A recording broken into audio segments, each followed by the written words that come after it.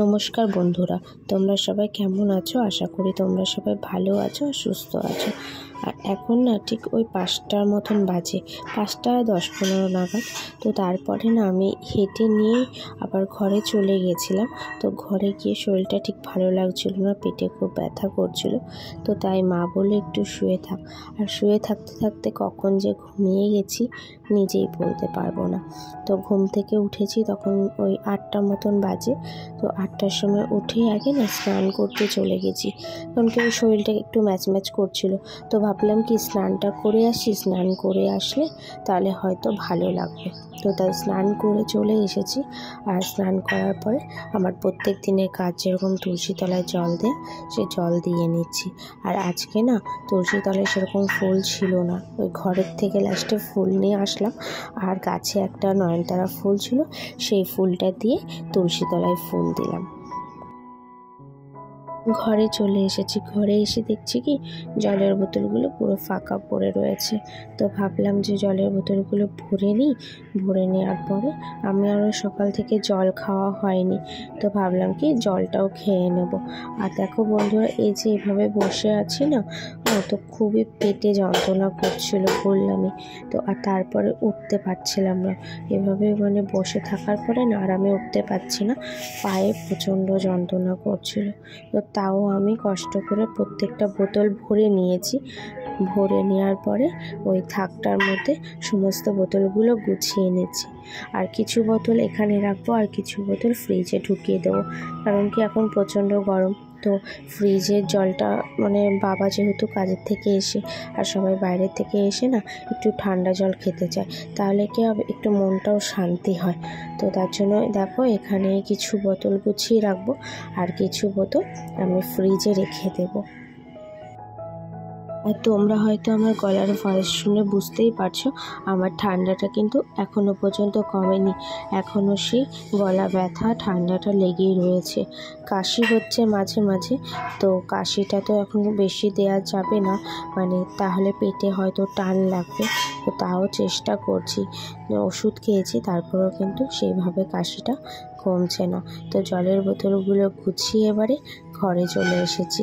আর ঘরে এসে সেই যে স্নান করেছি, সকালবেলায় স্নান করে জামা প্যান্টগুলো মেলতে দিয়েছিলাম, তো সেখানে সমস্ত জামা প্যান্ট মেলা ছিল, এই জামা প্যান্টগুলো তো এইগুলো শুকিয়ে গেছে। তো এইগুলো ঘরে নিয়ে চলে এসেছি, আর ঘরে নিয়ে এসে গুছিয়ে নিচ্ছি।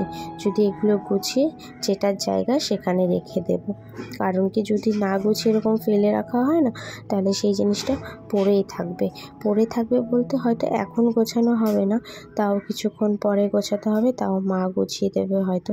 তো তার জন্য ভাবলাম কি এখন তো শরীরটা একটু ভালো লাগছে, তো আমি গুছিয়ে নিই, গুছিয়ে সমস্ত জায়গার জিনিস জায়গায় রেখে দিচ্ছি।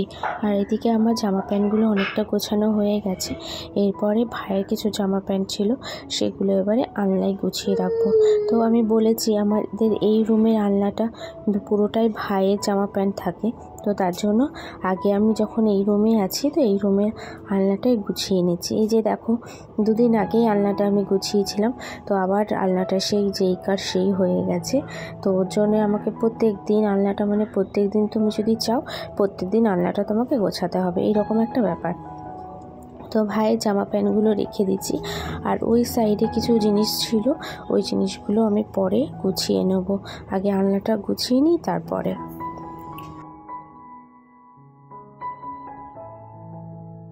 এদিকে আমার আলনাটাও গোছানো হয়ে গেছে, জামা প্যান্টগুলো রেখে দিয়েছি। আর সেদিনকে যে ওয়ার্ডরোবটা, ছোটো ওয়ার্ডরোবটা কিনেছিলাম না, অর্ডার করেছিলাম, সেটাতে না প্রত্যেক দিন তো মোছা হয়নি, আমার 2-3 দিন শরীর ভালো ছিল না, তো আমি সেই জন্য আর মুছতে পারিনি। সেদিনকে হালকার ওপরে মুছে রেখে দিয়েছিলাম, তো দেখছি কি যে অনেকটাই ধুলো পড়ে গেছে। তো তার জন্য আবার কি করলাম, ভালো করে খুলে খুলে মুছে নিচ্ছি। এবার আমি বুঝতে পারছি না এখানে রেখে এতটা ধুলো কেন পড়েছে। প্রচণ্ডই ধুলো পড়ে গেছিলো, আর সাদা জিনিস তো, সাদাটার ওপরে ধুলোটা মনে হচ্ছে একটু বেশি বোঝা যাচ্ছিল। তো তার জন্য আমি ভালো করে জল না দিয়ে হালকা শুকনো গামছাটা দিয়ে আমি কি করলাম, ওই জিনিসগুলো মুছে নিলাম। আর ওইখানে আমার ওষুধগুলো ছিল, তো ওষুধগুলো যেখানকার জিনিস সেখানে রেখে দিচ্ছি। আর বেশি তো আমার ওয়ার্ডরোবটা কাজে লাগেনি, মানে 2টো থাকি আমার লেগেছে, আর বাদবাকিগুলোতে না ওই ভাইয়ের টুকিটাকি জিনিসগুলো এখন রেখেছি।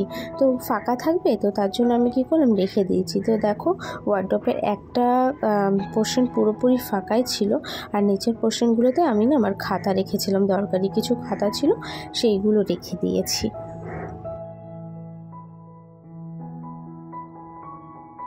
এইদিকে আমার ওয়ার্ডরোবটা গোছানো হয়ে গেছে। তারপরে মা বলছে কিছু করে খেয়ে নে, ভাত খেয়ে নে, কারণ কি অনেকটাই বেলা হয়ে গেছিলো তখন। তো তার জন্য আমি ভাবলাম কি একটা ডিম ভেজে নিচ্ছি। আর দেখো এইদিকে হচ্ছে ডিম ভাজি বসিয়েছি, আর ওই সাইডে হচ্ছে ভেন্ডি ভাজছি। তো ওটা দিয়ে সবাই মিলে খেয়ে নেব। আর মা টক ডাল করেছিল, তো তার জন্য এইগুলোই করে নিচ্ছি। আর এখন না আমি সেরকমভাবে কোনো ঝোলের তরকারি কিছুই খেতে পারছি না, যেহেতু আমার সারা মুখে ঘা হয়ে গেছে, আর হচ্ছে যে তার মধ্যে আবার ঠান্ডা লেগে গেছে। তো তার জন্য একদমই আমি খেতে পারছি না, মানে কিছু খেলে প্রচণ্ড ঝাল লাগছে, সারাটা মুখেই প্রচণ্ড পরিমাণে ঘা হয়ে গেছে। তো 13 তারিখে ডাক্তারের কাছে যাব, ডাক্তার তারপরে কি বলে তারপরে। তো তার জন্য এই ভাজাগুলোই করে নিচ্ছি, তাহলে কি হয়, ভাজা টাজা দিয়ে অতটা খেলেও না গলাটা জ্বলে না। আর মশলার তরকারি দিয়ে যদি একটু কিছু খাই তাহলে আমার গলাটা প্রচণ্ড জ্বলছে। আর কিছু না উচ্ছে ছিল, তো বাবা বলছে উচ্ছে আলু ভেজেও নে, তাহলে উচ্ছেগুলো বেকার নষ্ট হবে না। তো তার জন্য কি করলাম, ডিমটা ভাজা হয়ে গেলে আবার ওই সাইডে আমি উচ্ছে আলু ভেজে নিচ্ছি। আর সমস্ত ভাজা কমপ্লিট হয়ে গেলে সবাইকে আমি খেতে দিয়ে দেবো, আর নিজেও খেয়ে নেব। অনেকটাই বেলা হয়ে গেছিলো, তো তখন প্রায় ওই 10:30-11টা বেজে গেছিলো। তো আমার খুব খিদেও পেয়ে গেছিলো, তো তার জন্য সবাইকে দিয়ে আমি নিজেও খেয়ে নেব। আর আজকের মতন ভিডিওটা আমি এখানেই শেষ করলাম। যদি তোমাদের ভালো লাগে তাহলে আমার সাথে থেকো।